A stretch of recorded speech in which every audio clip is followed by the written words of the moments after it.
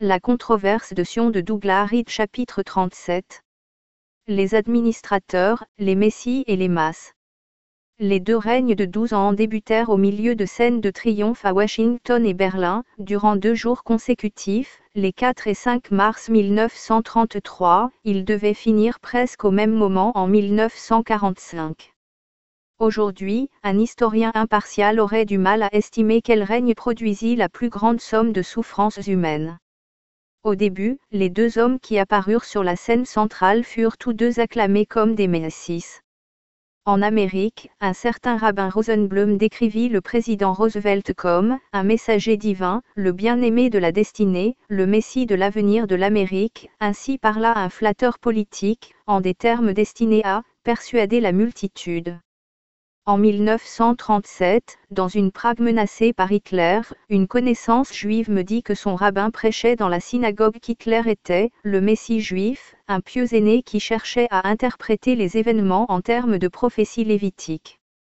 Tout au long de ces années, les masses dans les deux pays, et à cet égard, en Russie aussi, virent leur dictateur-président particulier leur être dépeint en de tels termes, ou en ceux de Big Brother, grand frère NDT, papa, oncle, leader bien-aimé, ou des amis, au coin du feu. Les antagonistes apparents, M. Roosevelt et R. Hitler, promouvaient tous deux, de façon différente, le principe destructeur, dans ses 3 formes reconnaissables, le communisme révolutionnaire, le sionisme révolutionnaire et le gouvernement mondial des impositions de la paix, qui en résultait. Le règne de M. Roosevelt débuta par une tromperie significative. Il utilisait un fauteuil roulant, mais on ne permit jamais au public de le voir, en chair et en os ou en photo, avant qu'il ne se mette debout, avec de l'aide. Son infirmité était connue, néanmoins, quelque intelligence directrice décréta que l'on devait présenter à la multitude la fausse image d'un homme robuste, et ce jusqu'à son dernier jour, et même ensuite, car le sculpteur qui réalisa plus tard son monument à Londres dut le représenter dans cette pose d'homme solide. M. Roosevelt créa un précédent en faisant surmonter son cabinet par la main d'un juif distingué, le juge Cardozo, un sioniste engagé.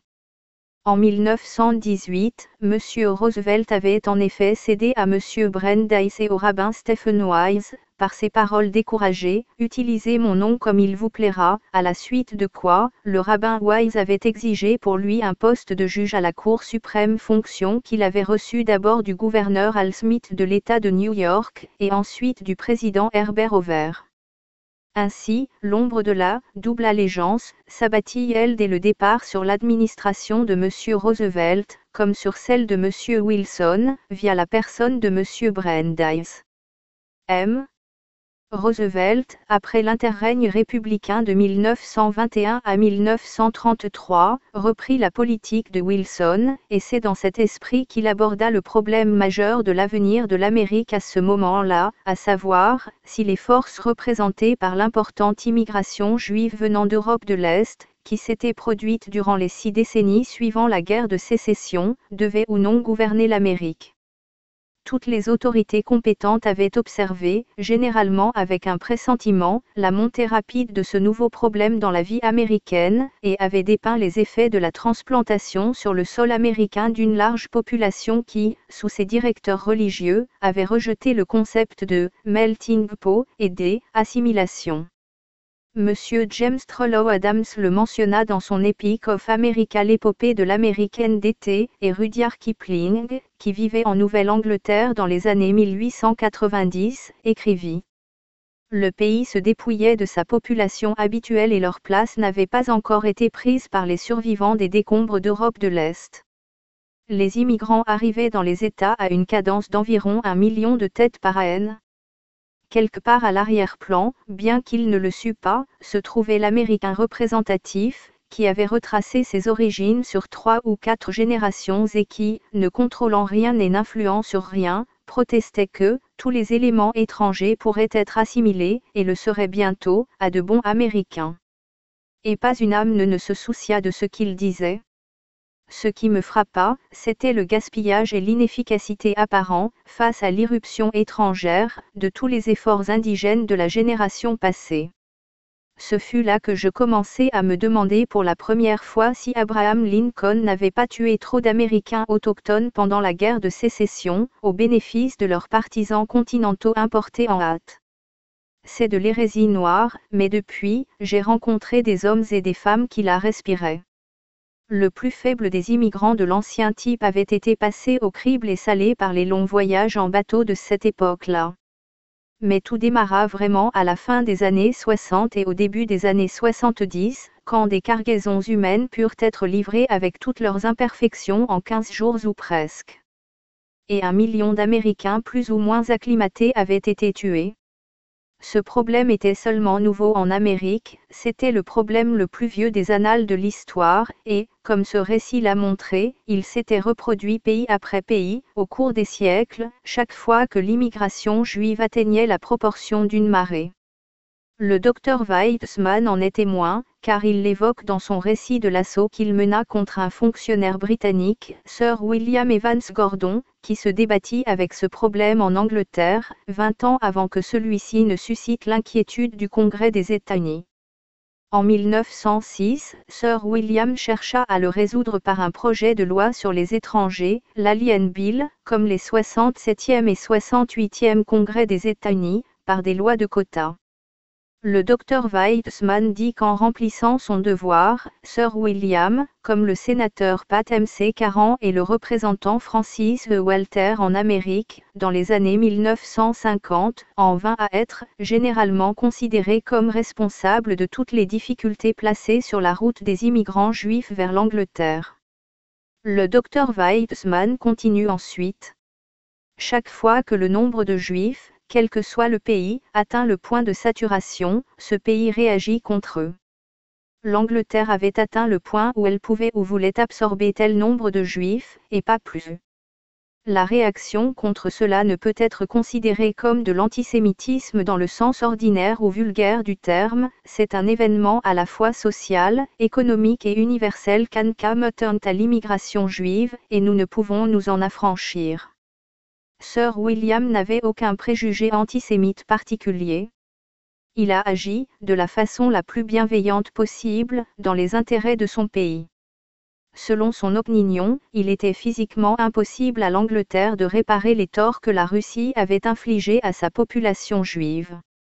Je suis assez convaincu qu'elle se serait opposée de la même manière à l'afflux massif de n'importe quel élément étranger, mais, il se trouve qu'aucun autre élément étranger n'insista pour être admis dans de telles proportions. 40 ans plus tard, le docteur Weizmann s'adressa de la même façon aux Juifs d'Amérique. Certains pays peuvent digérer un certain nombre de Juifs, une fois que l'on a passé ce nombre, quelque chose de radical doit avoir lieu, les Juifs doivent partir.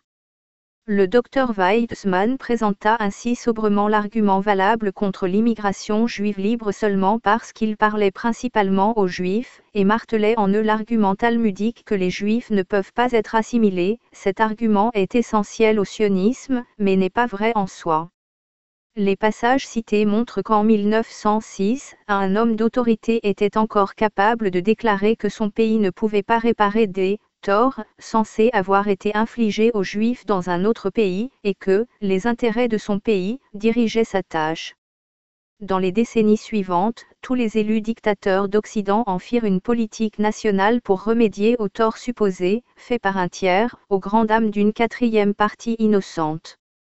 La dernière remarque du docteur Weizmann, dans l'extrait cité au-dessus, montre l'absurdité affirmant que quand le nombre de juifs digérables est dépassé dans n'importe quel pays, quelque chose de radical doit avoir lieu, les juifs doivent partir. Lui et ses associés, pendant un demi-siècle, avaient utilisé tout leur pouvoir en Amérique pour gagner un accès libre pour les Juifs, de sorte que, selon ses propres mots, il menait délibérément les Juifs d'Amérique au désastre. Le temps viendra, si ce qu'il dit était vrai, où les gouvernements des autres pays du monde seront sous pression d'accepter de grands nombres de Juifs venant d'Amérique à cause des torts qu'on leur fait là-bas. Tel était le contexte de la question dominante dans la vie américaine quand M. Roosevelt devint président. Entre 1881 et 1920, plus de 3 millions d'immigrants venant de Russie, et légalement enregistrés, entrèrent aux États-Unis, la plupart d'entre eux étant des Juifs. Selon le Bureau du recensement des États-Unis, le pays contenait 230 000 Juifs en 1877 et environ 4 500 000 en 1926. Seules des estimations sont disponibles à tout moment eu égard à la population juive, étant donné que les aînés s'opposent au recensement réalisé par d'autres, et ces chiffres sont généralement considérés comme ayant été largement sous-estimés. Dans la décennie suivante, les chiffres échappèrent à toute vérification, principalement par suite de changements dans la classification des immigrants ordonnés par le président Roosevelt, et même les autorités compétentes n'essaient pas d'évaluer le taux de l'immigration non enregistrée et illégale. Des observateurs compétents jugent que le nombre total des Juifs aux États-Unis tourne peut-être autour de 10 millions actuellement. En tout cas, la plus importante communauté unique de Juifs dans le monde se trouve aujourd'hui en République américaine, y ayant été transplantée au cours des 2 dernières générations. Proportionnellement à la population américaine totale, même l'évaluation la plus haute n'atteindrait pas un dixième. En soi, c'est un groupe relativement petit, politiquement organisé pour faire pencher l'équilibre des forces, il est d'une importance décisive. Ce problème fut reconnu et le Comité sur l'immigration déclara au Congrès en 1921. Les processus d'assimilation et d'amalgamation sont lents et difficiles. Avec la population des parties brisées de l'Europe qui se sont dirigées ici en nombre toujours plus croissant, pourquoi ne pas vérifier péremptoirement le flot par cette mesure provisoire, et essayer en attendant l'expérience unique et nouvelle d'imposer toutes les lois sur l'immigration à nos statuts. Une loi de quotas adoptée alors limita le nombre de toutes nationalités pénétrant aux États-Unis à 3% des personnes nées à l'étranger possédant cette nationalité et résidant aux États-Unis en 1910. Le Congrès suivant alla beaucoup plus loin que la déclaration générale citée ci-dessus, elle spécifia le danger, le même comité rapportant. Si le principe de liberté individuelle, gardé par un gouvernement constitutionnel et créé sur ce continent il y a presque un siècle et demi, est de continuer, la tendance de base de notre population doit être maintenue et nos standards économiques préservés. Les Américains n'admettent pas le droit d'un groupe étranger quel qu'il soit, à dicter le caractère de notre législation. Les années qui suivirent alors montrèrent que la conséquence de la présidence de M. Roosevelt serait de briser le principe exposé, changer la tendance de base et permettre à un groupe étranger de dicter la politique nationale. M. Roosevelt, comme M. Wilson, M. Lloyd George et le général Smuts, fut manifestement choisi avant d'être élu. M. Howard dit que M. Howes choisit Roosevelt comme candidat naturel à la présidence bien avant tout autre politicien responsable, le choisit comme secrétaire adjoint à la marine en 1913 et ensuite, au fil des années, le prépara pour la présidence, s'attendant à gouverner à travers lui, comme à travers le président Wilson. Puis, quelque chose tourna mal. M.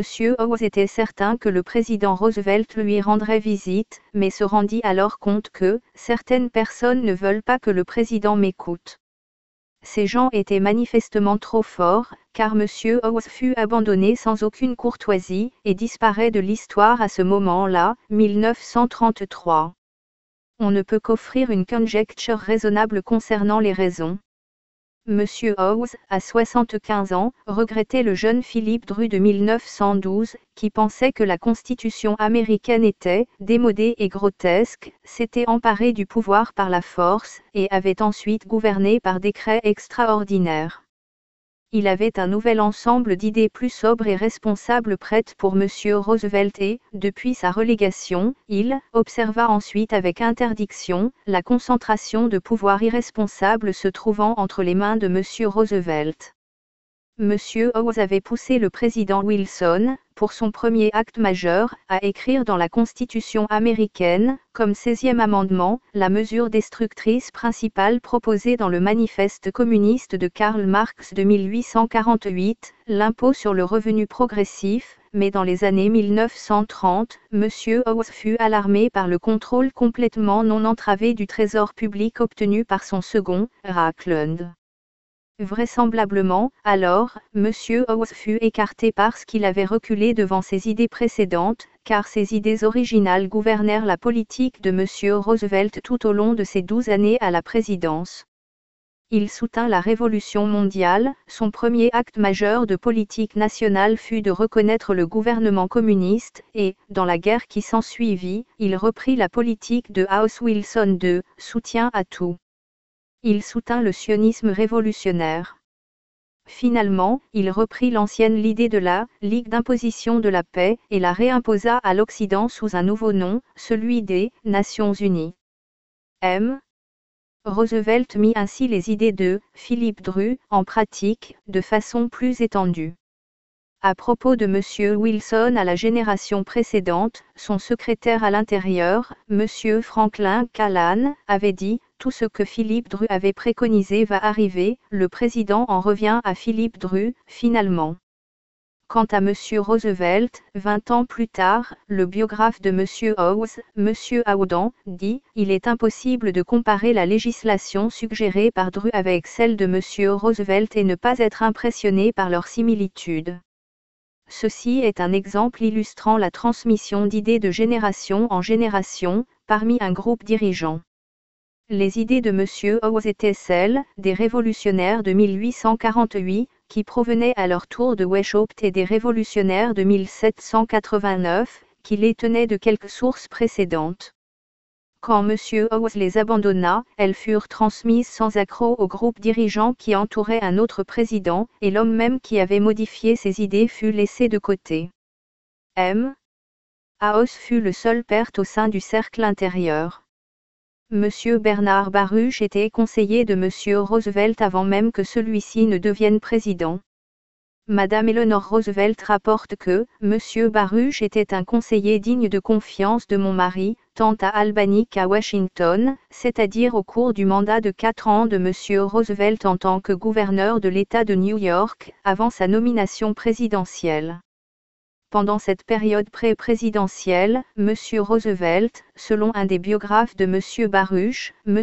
Maurice V. Rosenblum, bien que l'Amérique eût désavoué la Société des Nations, avait rédigé le plan d'un nouvel organisme qui devait s'appeler les Nations Unies. Le rabbin Stephen Wise et M. Brandeis, du groupe précédent entourant le président Wilson, se regroupèrent autour du président Roosevelt. Les mesures antisémites d'Hitler en Allemagne à cette période ravivèrent le désir de M. Brandeis de chasser les Arabes de Palestine.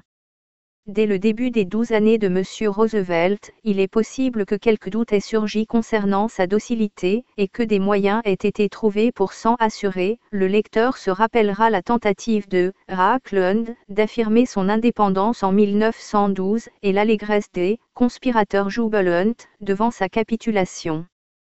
Cela expliquerait le fait curieux que le rabbin Stephen Wise, qui avait fait campagne pour M. Roosevelt comme sénateur en 1914 et comme gouverneur de l'État de New York en 1928, ne le soutint pas pour la présidence en 1932.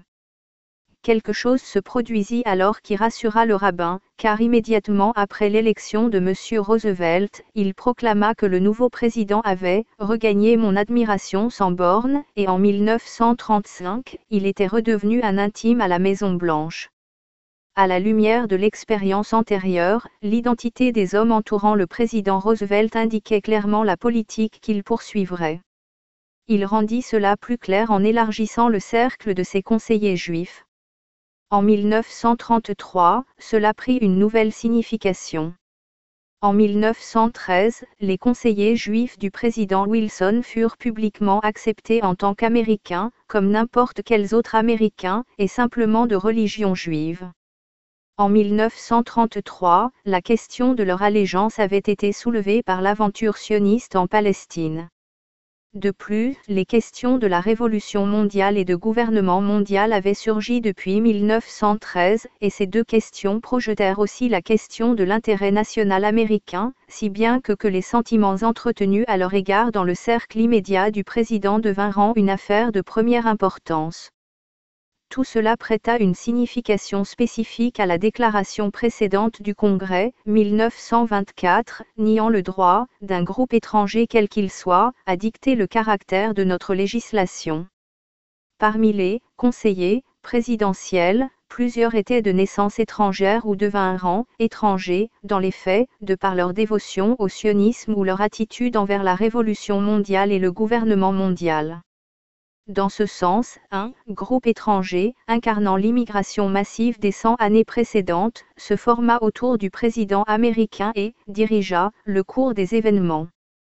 Les 12 ans qui suivirent montrèrent que tout conseil mis en pratique par le président devait être à l'avantage du principe destructeur dans ses trois formes associées, communisme, sionisme, gouvernement mondial. Éminent parmi ses conseillers, en plus des 3 hommes puissants nommés ci-dessus, se trouvait le professeur viennois Félix Frankfurter. Le biographe de M. Howes, M. Audin, qui exprime la vis de M. Howes, pense qu'il était le plus puissant de tous. Le professeur Frankfurter était le double de M. Roosevelt, plus que tout autre, le que M. Howes avait joué pour le président Wilson. Le rôle joué par des conseillers officieux est toujours difficile à déterminer, et cet avis pourrait placer le professeur Frankfurter trop haut dans la hiérarchie. Cependant, il était sans aucun doute important, lui aussi pénétra d'abord dans le cercle consultatif sous M. Wilson. Comme M. Brandeis et M. Cardozo, il devint juge à la Cour suprême et n'apparut jamais ouvertement dans la politique américaine. Pourtant, les effets de son influence sont plus évidents à retracer que ceux d'autres hommes, qu'on doit chercher profondément. Il était le directeur de la faculté de droit de Harvard pendant les années 1930, et à ce titre, forma une génération entière de jeunes hommes qui devaient donner une forme définie aux événements des années 1940 et 1950. Par la suite, ils reçurent une préférence marquée pour des postes élevés, au cours de leur carrière. Il comprenait en particulier M. Algéris, qui par procès et condamnations fut exposé comme un agent communiste, bien qu'il fût un haut conseiller du président Roosevelt. Le juge Frankfurter apparut volontairement au procès pour témoigner du caractère de M. Rees, M. Dean Nicholson, qui en tant que secrétaire d'État américain à cette période, déclara qu'il ne tournerait pas le dos à M. Rees, ainsi que d'autres. M. Rees joua un rôle important à la conférence de Yalta, où l'abandon de la moitié de l'Europe aux mains de la Révolution fut décidé. La période de M. Nicholson au gouvernement coïncida avec l'abandon de la Chine à la Révolution. À part ce groupe distinct de jeunes hommes apparemment formés, pendant les premières années de fonction du président Roosevelt, pour reprendre le département d'État, le président fut accompagné au plus haut niveau par un groupe de conseillers juifs. M. Henry Morgenthau Jr., un sioniste majeur, dont le plan Morgenthau de 1944 fut la base originale du partage en deux de l'Europe en 1945, fut son ministre des Finances pendant 11 des 12 années.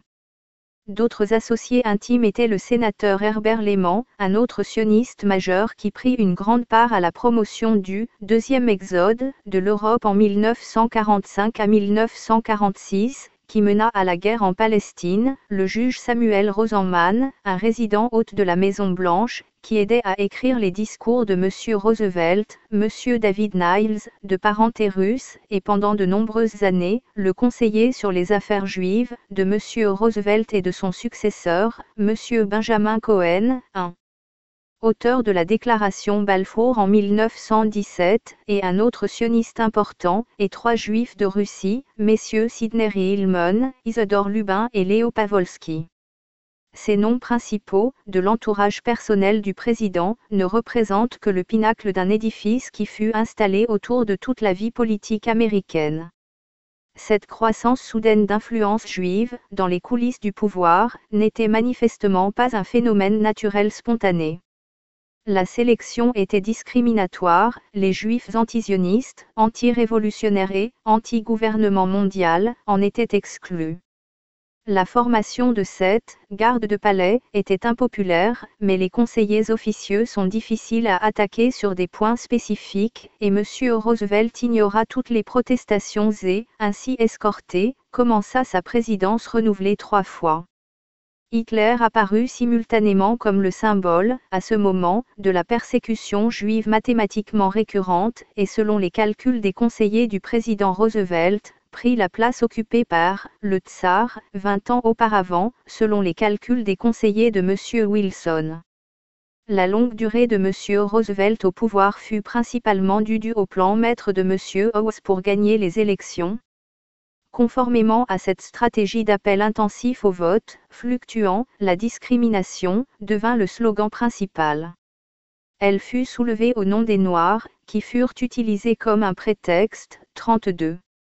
L'agitation à propos du sort du Noir américain, dont on entend tellement parler dans le monde extérieur, est maintenue, depuis New York, presque entièrement par les deux organisations principales juives de publicité, le Comité juif américain et la Ligue anti-diffamation, tous deux disposant de larges fonds, et l'Association nationale pour l'avancement des gens de couleur NAACP, qui dès son commencement fut en grande partie dirigée par des juifs.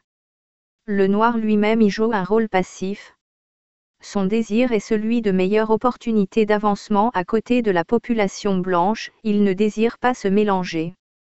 L'énergie des organisations juives qui prétendent intercéder dans sa cause est entièrement dirigée vers un mélange obligatoire qu'aucune race ne désire. Ainsi, l'influence de ces groupes non-noirs fut l'influence principale derrière le litige menant à la décision de la Cour suprême de 1955, qui considéra comme illégal le système existant d'écoles séparées, et ordonna son abolition et rendit les écoles mixtes obligatoires. Ce jugement ne peut guère être mis en application dans le Sud sans guerre civile, et il fut suivi par divers épisodes violents, y compris l'utilisation de la garde nationale et de chars pour imposer les écoles mixtes. Je fus capable à même de voir le budget du Comité juif américain pour 1953, dont les estimations étaient de 1 753 000 $. Cela dit, par rapport aux Noirs, le statut des Juifs est plus garanti dans la plupart des domaines des droits civils et politiques que celui de certains autres groupes, particulièrement les Noirs. Mais tant qu'une menace réussie est posée à la jouissance de droits par les Noirs, les droits des Juifs sont dangereusement en jeu.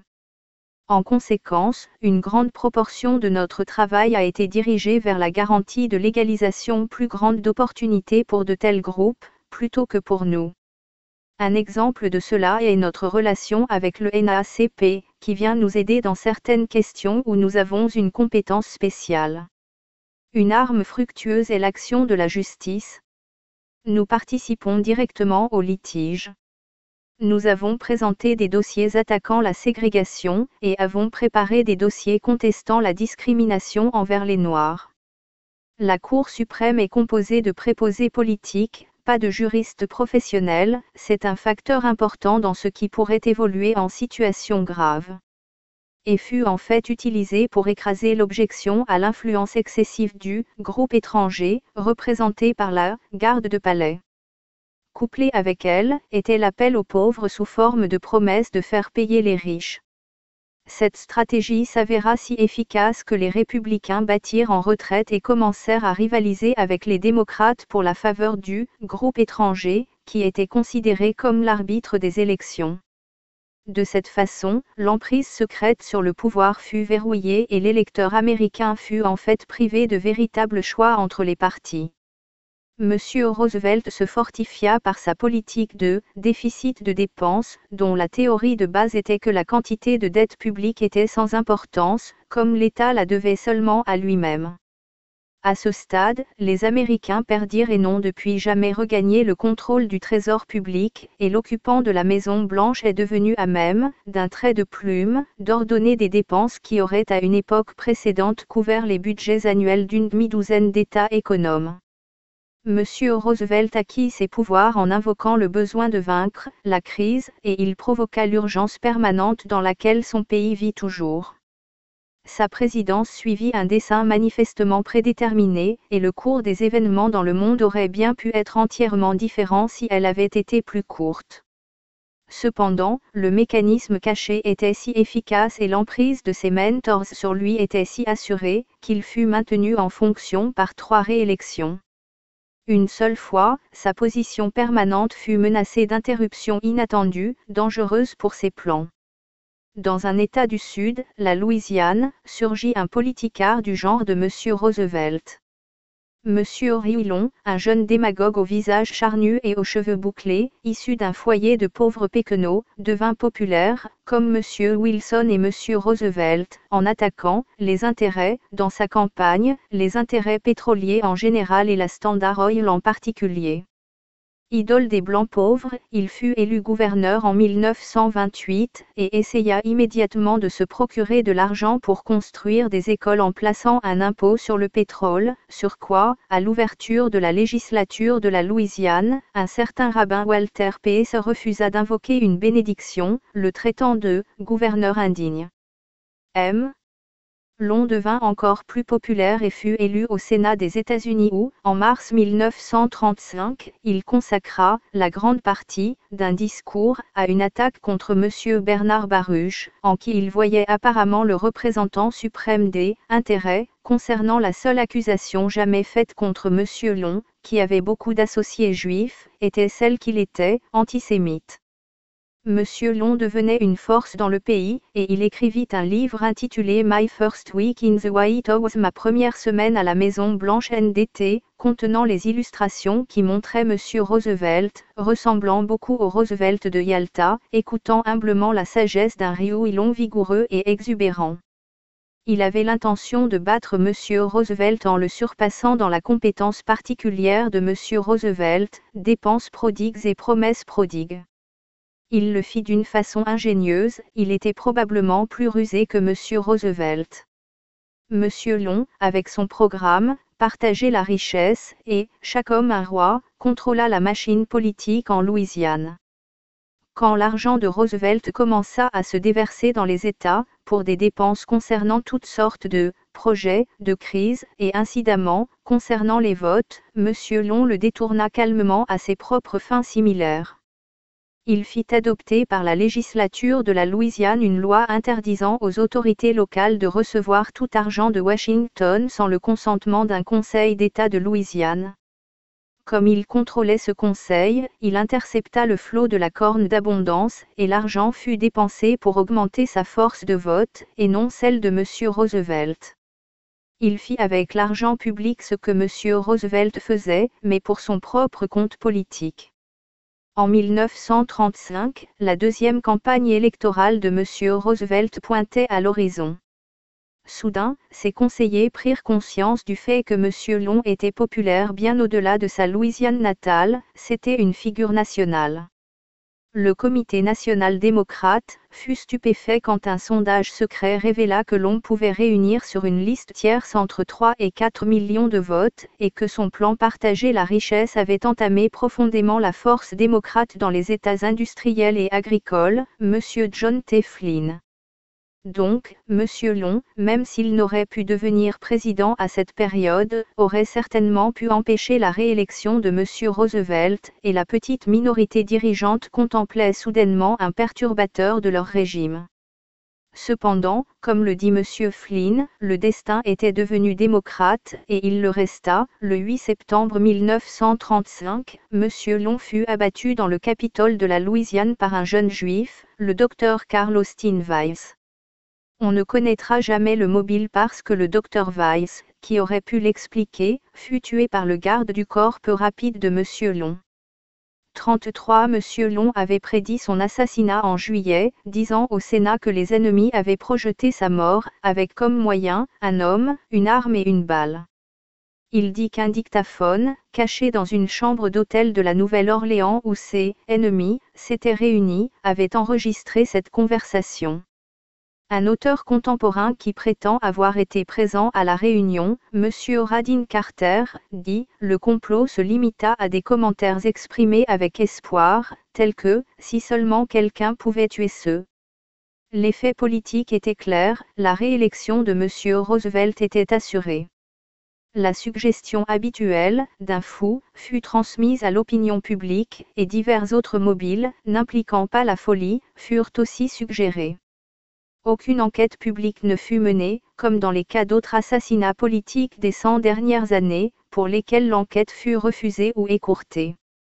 Des enquêtes telles que celles qui ont été faites, par exemple, dans les cas du président Lincoln, de l'archiduc François Ferdinand et du roi Alexandre de Yougoslavie, n'ont jamais corroboré la théorie, toujours avancée, du « fou » solitaire, mais ont révélé une organisation minutieuse et un soutien puissant.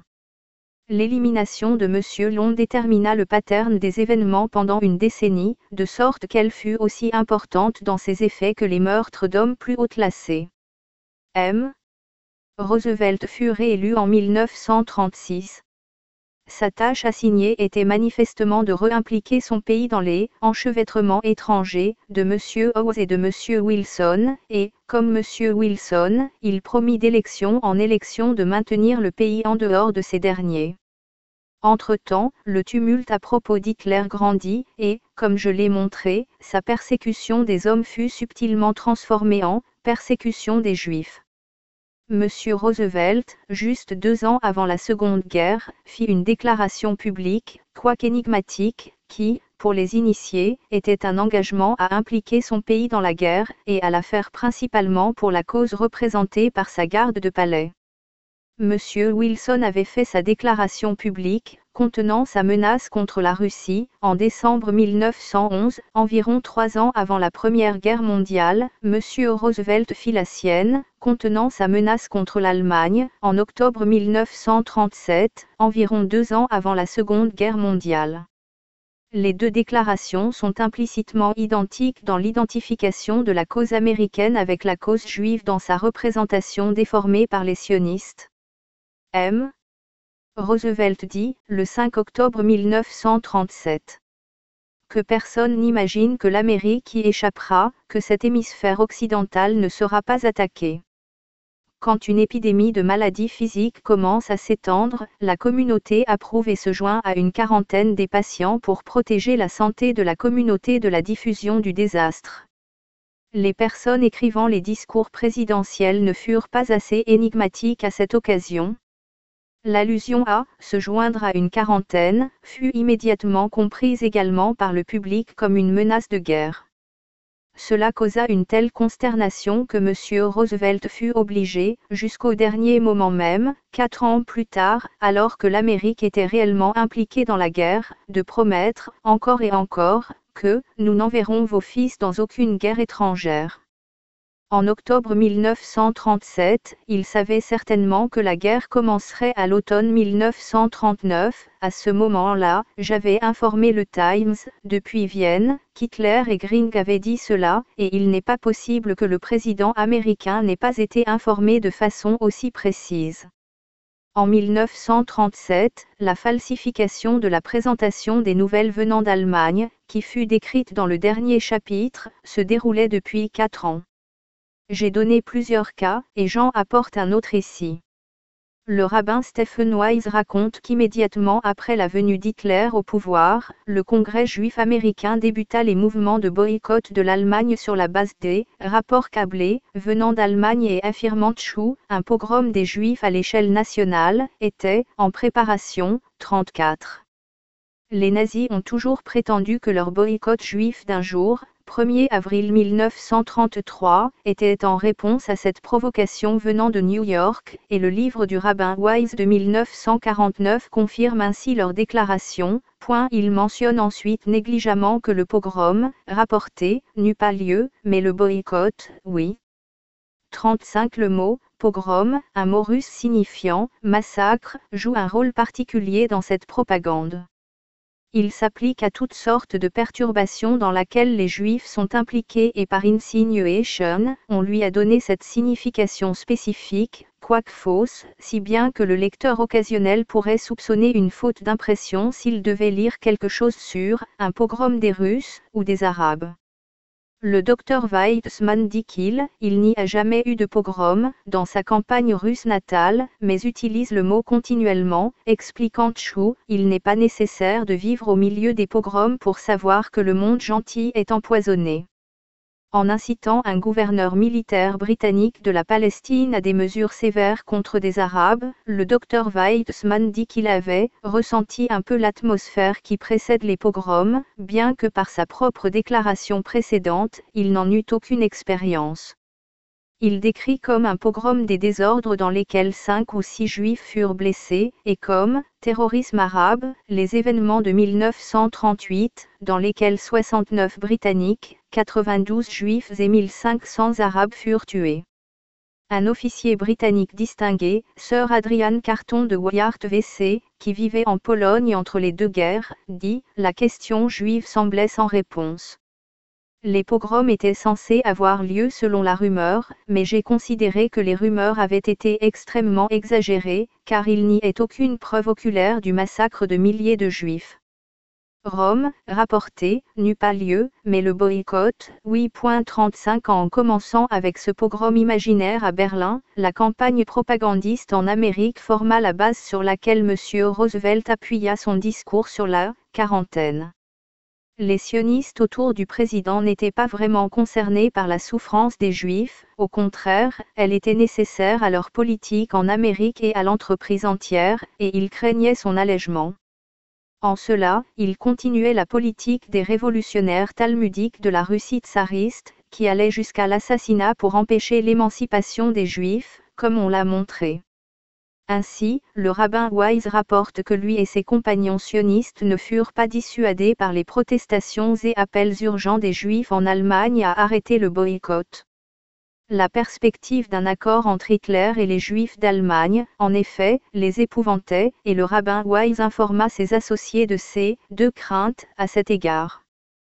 Que nos frères juifs en Allemagne puissent se sentir incités ou contraints à accepter un accord de paix ou un pacte qui pourrait signifier une légère amélioration ou réduction de leurs maux, que le régime nazi puisse décider d'empêcher certaines des conséquences néfastes de son régime par un tel traitement palliatif des juifs, ce qui désarmerait la protestation juive mondiale.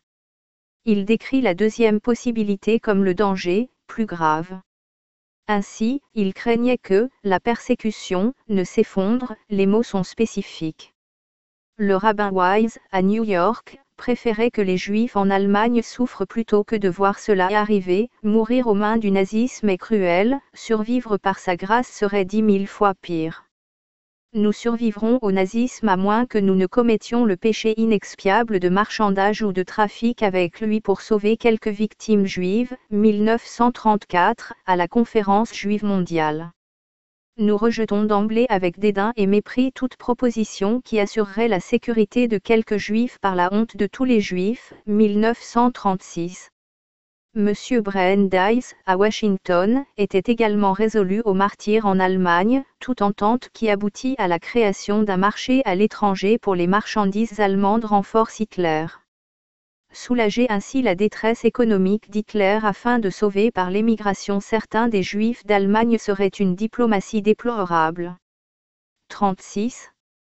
En fait, ces sionistes étaient tout à fait prêts à trafiquer avec les nazis et à faire des accords financiers avec eux quand cela convenait à leur but.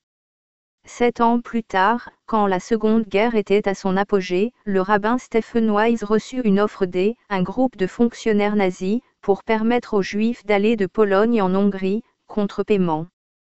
Ces deux pays étaient occupés par l'Allemagne, si bien que l'avantage pour les Juifs concernés n'est pas apparent, et M. Wise devait avoir quelques motifs secrets, probablement liés à l'exode ultérieur en Palestine, de vouloir transférer des Juifs depuis la Pologne occupée jusqu'en Hongrie occupée en temps de guerre, alors qu'ils s'étaient opposés si violemment à leur libération d'Allemagne en temps de paix. Il exigea du président Roosevelt qu'il sorte des dollars en guise de pot de vin, pour qu'ils soient déposés sur le compte de ces nazis en Suisse, ce à quoi le président répondit, immédiatement, « Pourquoi ne le faites-vous pas vous-même, Stephen ?» On donna alors des instructions à un autre sioniste en vue, M. Henry Morgenthau du Trésor, et, malgré les protestations du département d'État et du ministère des Affaires étrangères britannique, l'argent fut transféré au bureau de Genève du Congrès juif mondial pour créditer les leaders nazis. Pour les sionistes en Amérique, le danger spectral d'une réconciliation entre Hitler et les Juifs devint des plus aigus en 1938. Le général Smuts envoya alors en Allemagne son ministre de la Défense, M. Oswald Pirow, pour soulager la tension sur la question juive, s'il le pouvait. Le Premier ministre britannique, M. Neville Chamberlain, accueillit bien la tentative. Il dit à M. Pirro que la pression de la communauté juive internationale était un des obstacles principaux à une compréhension anglo-allemande, et dit qu'on l'aiderait à résister à cette pression, la pression irrésistible, de Léon Pinsker, si Hitler pouvait être incité à modérer sa mauvaise humeur. M. Pirro se rendit alors en Allemagne. Il dit avoir fait une proposition spécifique, qu'Hitler répondit favorablement, et qu'un accord était en vue. À cet instant précis, le destin intervint de nouveau, comme dans le cas de M. Riouillon, du comte Stolypine, du tsar Alexandre II et d'autres, chaque fois qu'une chance de pacification apparaissait, le destin intervenait. Un jeune juif abattit un diplomate allemand, Herr von Hesse, à Paris. Des émeutes suivirent en Allemagne, des synagogues furent brûlées, et la mission de M. Pirro prit brusquement fin. Aucune enquête sur le meurtre, ou toute organisation qui aurait pu se trouver derrière cela, ne fut menée, ou si l'on en commença une, elle ne produisit jamais aucun résultat informatif. Le rabbin Wise présente l'image familière, trouvée aussi dans le roman de M. Howes, du jeune homme devenu à moitié fou, exaspéré au-delà de l'endurance. M. Roosevelt répondit immédiatement, les nouvelles d'Allemagne des derniers jours passés ont profondément choqué l'opinion publique aux États-Unis, je pouvais moi-même à peine croire que de telles choses puissent arriver dans une civilisation du XXe siècle. J'ai demandé à notre ambassadeur à Berlin de revenir immédiatement pour un rapport et une consultation.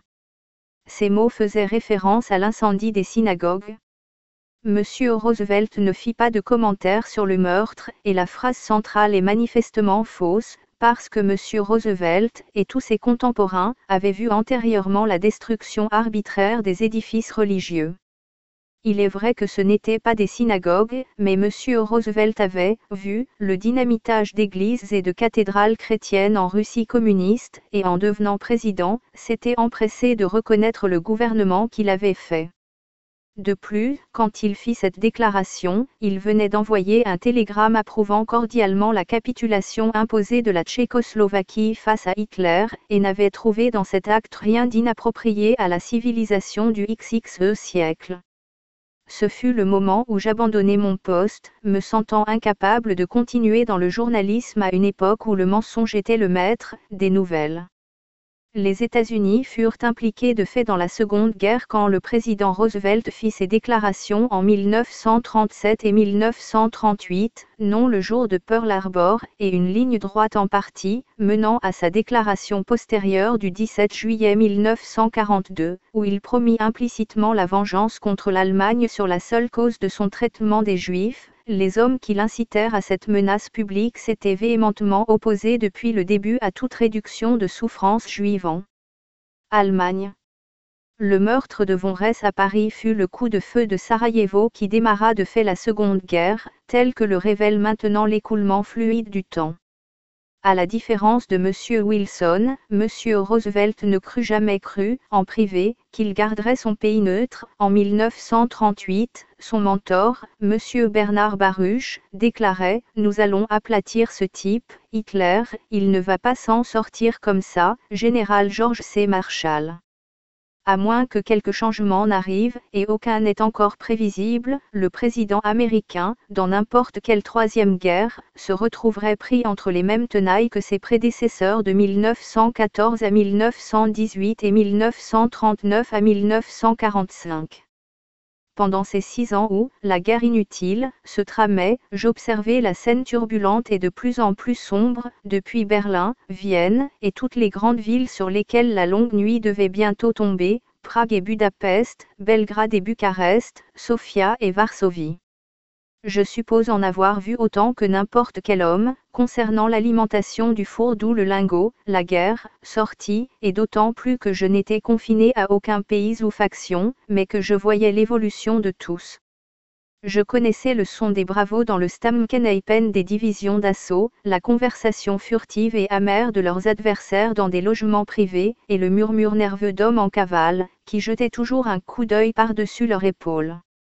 Je vis le visage de la foule, ce dinosaure sans cavité cérébrale, dans ces deux états d'esprit, celui enflammé d'espoir illusoire, à Berlin, et celui aux joues creuses, aux yeux enfoncés de désillusion désespérée, à Moscou. Je rencontrai la peur à chaque niveau, du balayeur de rue au chef d'État ou de gouvernement, je vis la terreur dans ces deux villes-sièges. Je connus ou rencontrai de nombreux hommes qui semblaient être puissants et soutenir des causes opposées, et pourtant, par leurs actes, tout précipitèrent, la guerre inutile.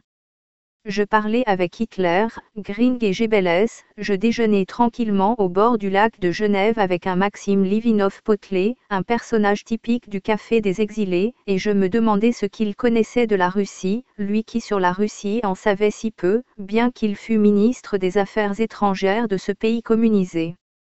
Je vis Mussolini et Ramsay MacDonald, un des premiers ministres britanniques qui passa comme une ombre fuyante durant ces années. Je parlais pendant de longues heures avec Édouard Beneš dans le vieux château à Prague, avec des chanceliers autrichiens et des premiers ministres hongrois, avec des rois et des politiciens balkaniques. J'allais observer la Société des Nations, avec de grandes espérances alors, car j'étais toujours inexpérimenté, et je fus repoussé par la manière indigne de ces débats, par les pressions et le démarchage dans les coulisses, et par la foule de parasites et d'intrigants qui y pénétraient de force. Je pense que l'on trouverait peu d'enthousiastes pour les Nations Unies, chez ceux qui connaissaient la Société des Nations. Je me rendis à Moscou, comme garde du corps journalistique d'un jeune ministre naissant nommé Anthony Eden, et j'y vis un régime qui était le facsimilé du national-socialiste en Allemagne dans chaque aspect majeur, excepté le statut des Juifs, qui me semblèrent être prédominants dans les positions clés de l'État soviétique. Ce ne fut que confusion tourbillonnante, au centre de laquelle se trouvait un fait évident, Hitler ferait la guerre à moins qu'on ne l'en empêche, et cette guerre était proche, parce qu'on ne l'en empêcherait pas. Il y eut un autre Premier ministre britannique, M. Stanley Baldwin, une source d'ennui pour les correspondants de presse en Allemagne, qui refusa à ses concitoyens la vérité des intentions guerrières d'Hitler parce que, comme il le dit plus tard, il aurait perdu l'élection, s'il l'avait dit. Si son successeur, M. Neville Chamberlain, pensait qu'en continuant la politique d'encouragement d'Hitler, il pourrait guider Hitler pour qu'il dirige sa guerre contre les soviétiques, je n'en ai aucune preuve, mais cela pouvait être le calcul de M. Chamberlain, c'était au moins une politique, là où auparavant, il n'y avait aucune politique du tout. Mais c'était une politique erronée, car tous les observateurs qualifiés en Allemagne prévirent que quand il frapperait, Hitler se joindrait à Staline pour faire la guerre, au lieu de faire la guerre contre lui, je l'écrivis dans mes livres d'avant-guerre. Quand je fis l'expérience des deux premières invasions d'Hitler, de l'Autriche et de la Tchécoslovaquie, je me rendis compte que le dernier espoir de prévenir la guerre inutile était parti. J'avais l'impression de vivre dans un monde de fous, ce qui explique le titre « Insanity-Fair » que je donnais au livre que j'écrivis à cette période. Tout ce que je voyais alors, c'était un manque fou de politique. 18 ans plus tard, à la lumière de tout ce qui est arrivé et est devenu connu, la possibilité que la guerre inutile ne fût pas considérée comme inutile dans tous les milieux ne peut manifestement pas être écartée.